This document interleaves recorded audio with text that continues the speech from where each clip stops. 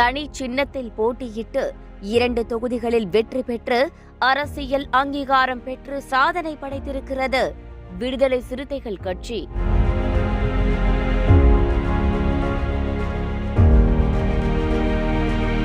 முப்பது ஆண்டுகளுக்கு மேலாக தமிழ்நாட்டு அரசியல் களத்தில் பயணிக்கும் விசிகாவின் தேர்தல் வரலாற்றில் இது ஒரு மைல்கல் என்றே சொல்லலாம்.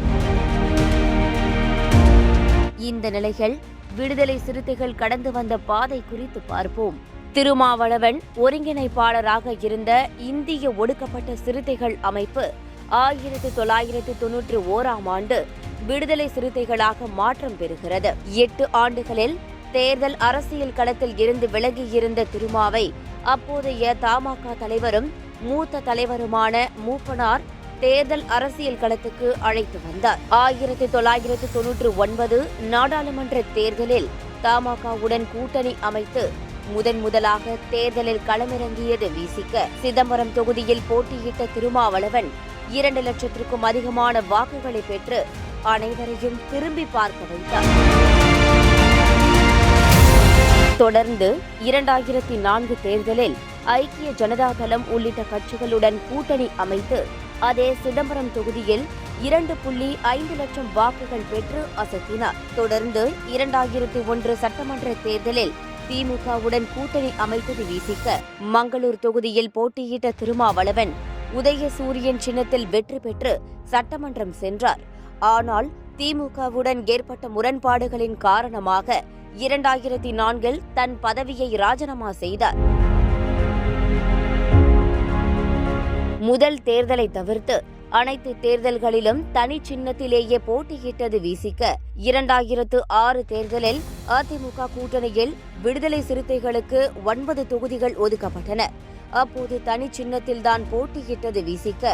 ஆனால் அப்போது 2 இடங்களில் மட்டுமே வெற்றி பெற்றது. தொடர்ந்து 2009 நாடாளுமன்ற தேர்தலில் திமுக கூட்டணியில் 2 இடங்களில் போட்டியிட்டது. சிதம்பரம் தொகுதியில் போட்டியிட்ட திருமாவளவன் மட்டும் வெற்றி பெற்று முதன்முறையாக நாடாளுமன்றத்துக்குள் அடியெடுத்து வைத்தார். தொடர்ந்து நடந்த 2011 சட்டமன்ற தேர்தலில் திமுக கூட்டணியில் 10 தொகுதிகளில் போட்டியிட்டு ஓர் இடத்தில் கூட விசிகாவால் வெற்றி பெற முடியவில்லை. தொடர்ந்து 2014 தேர்தலிலும் அதே கூட்டணியில் 2 இடங்களில் போட்டியிட்டு 2லுமே தோல்வியை தழுவியது. 2016 தேர்தலில் மக்கள் நல கூட்டணியில் 25 தொகுதிகளில் போட்டியிட்டும் வெற்றி பெற முடியவில்லை.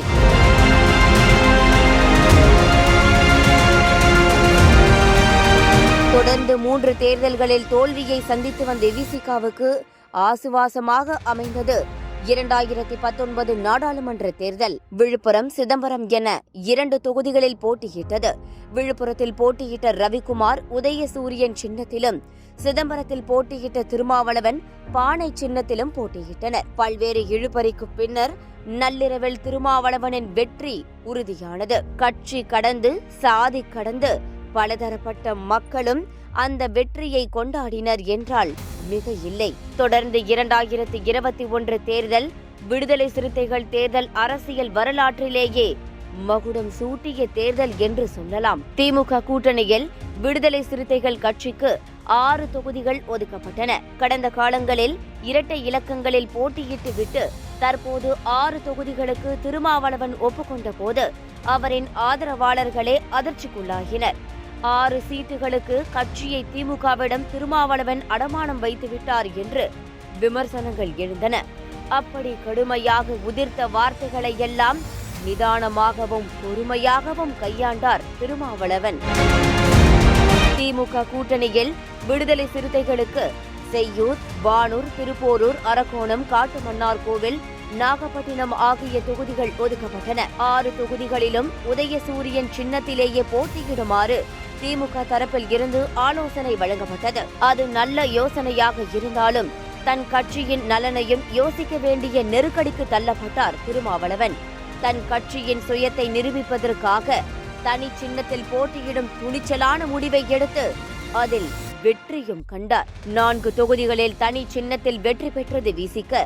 அதில் 2 பொது தொகுதிகள் என்பது அதுவரை விசிக மீது கட்டமைக்கப்பட்டு வந்த பிம்பத்தை சுக்கு நூறாக உடைத்தது.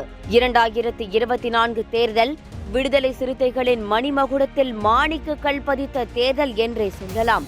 2 தனி தொகுதிகள், ஒரு பொது தொகுதி என 3 தொகுதிகளுக்காக திமுக தலைமையிடம் மல்லு கட்டினார் திருமாவளவன். தொடர்ந்து பேச்சுவார்த்தை இழுபறியாக எதிர்முகாமில் இருந்தெல்லாம் அவருக்கு அழைப்பு வந்தது. ஆனால் கடும் நெருக்கடியான அந்த சூழலை மிக நிதானமாக கையாண்டார் திருமாவளவன்.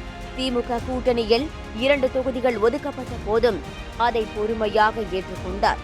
சிதம்பரம், விழுப்புரம் என 2 தொகுதியிலும் தனி சின்னத்தில் போட்டியிட்ட விசிக 2லுமே வெற்றி பெற்றதோடு அங்கீகாரம் பெற்ற கட்சியாகவும் மாறியிருக்கிறது.